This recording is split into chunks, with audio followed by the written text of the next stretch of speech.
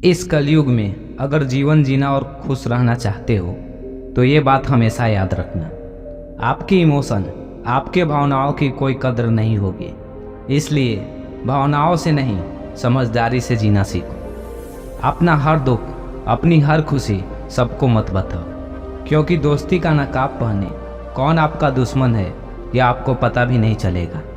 इस दुनिया के लोग मुश्किल वक्त में आपके काम आएंगे, यह वहम अपने दिल से निकाल देना, क्योंकि मुश्किल की घड़ी में सिर्फ आपका हिम्मत और ईश्वर के अलावा आपका कोई साथ नहीं देगा। अच्छे लोगों का दिल जो है ना, बहुत मासूम होता है, छोटी छोटी बातों पर खुश हो जाता है।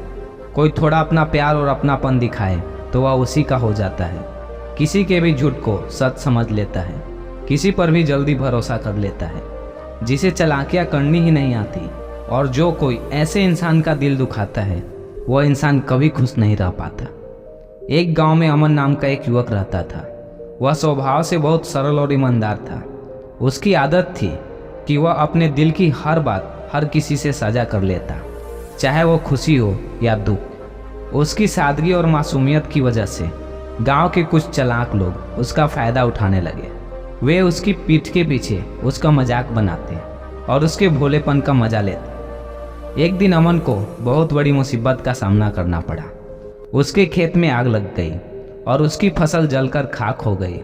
वह मदद की गुहार लगाने अपने दोस्तों के पास गया, लेकिन उसमें से कोई भी उसकी सहायता के लिए आगे नहीं आया।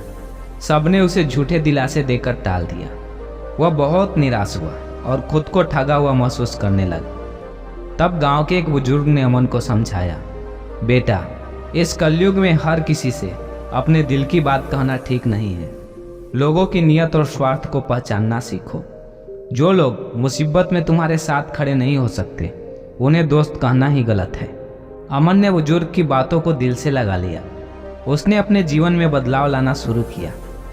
अब वह सोच समझकर लोगों से व्यवहार करता और अपने दिल की बातें केवल उन्हीं लोगों से साझा करता जिन पर वह पूरी तरह से भरोसा कर सकता था। धीरे धीरे अमन ने अपनी मेहनत और ईश्वर में विश्वास के बल पर अपने खेत को फिर से हरा भरा कर लिया। उसने अपने अनुभव से सीखा कि मुश्किल वक्त में केवल उसकी हिम्मत और ईश्वर ही उसके सच्चे साथी हैं। अब वह सतर्कता से जीवन जीने लगा और अपने स्वाभिमान की रक्षा करते हुए अपने जीवन की राह पर चलता रहा। अमन की जिंदगी में बदलाव आने लगा। उसने अपने अनुभव से यह भी सीखा कि हर किसी के सामने अपनी भावनाओं को प्रकट करना हमेशा सही नहीं होता।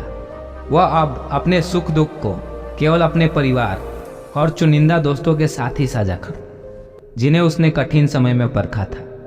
कुछ दिनों के बाद गांव में एक बड़ा मेला लगा। वहां अमन ने देखा कि वही लोग जिन्होंने कभी उसका मजाक उड़ाया था और उसकी मदद से पीछे हटे थे, अब उसके पास आकर मीठी मीठी बातें कर रहे थे। अमन को समझ में आ गया कि ये लोग केवल स्वार्थ के लिए उसके करीब आ रहे हैं। उसने भी नम्रता से सबका अभिवादन किया, लेकिन उसकी बातों में नहीं फंसा। वह जान चुका था कि असली दोस्ती और विश्वास दिखावे से नहीं, बल्कि सच्चे दिल से होती है। अमन की समझदारी और सूझबूझ ने उसे गांव में एक नए नज़रिए से देखा जाने लगा। सब लोग उसकी ईमानदारी और मेहनत का सम्मान करने लगे और अमन भी दूसरों की मदद करते हुए सतर्क रहने लगा।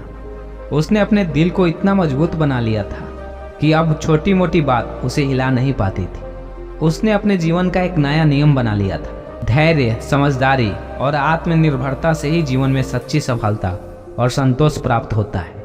इस नए दृष्टिकोण के साथ अमन ने अपने खेत को और भी बेहतर बना लिया और वह दूसरों को भी यही सिखाता था कि जीवन में भावनाओं के साथ साथ समझदारी भी बहुत जरूरी है।